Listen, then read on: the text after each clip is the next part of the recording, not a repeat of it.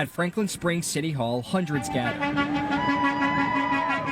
They want to be heard. It may assume that negatives are true. And they want answers. There's so much confusion, so much deception, and it just keeps going on and on. And one person should not be allowed to make a decision that's going to impact everybody within the community. A few weeks ago, we reported on a string of emails from 2024 that show conversations between Franklin Springs officials and Pilgrim's Pride, the second largest chicken processor in the country.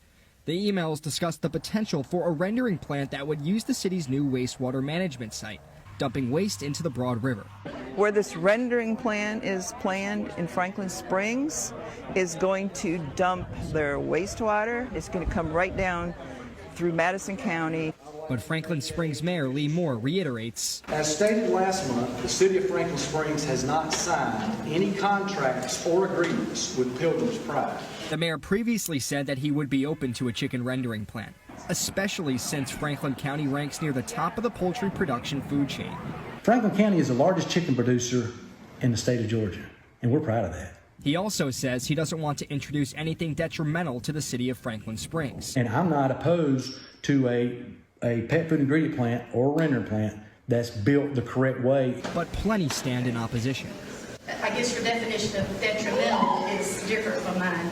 At last week's city council meeting, Moore refused to answer questions specifically about Pilgrim's Pride and did not denounce plans for the creation of a plant. Only Franklin Springs residents were allowed to make public comment. So we cannot speak to rendering or Pilgrim's Pride, either one. I mean, you can speak, but we're not going to answer.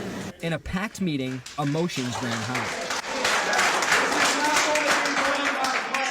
One more outburst, I'm going to have you escorted out.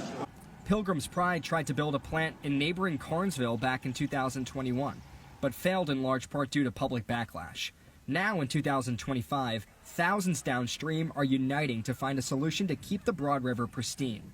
I feel the EPD is going to have to be involved in it. And ultimately it's going to come down to looking at organizations and governing bodies like the EPD to ensure that their requirements are fully met.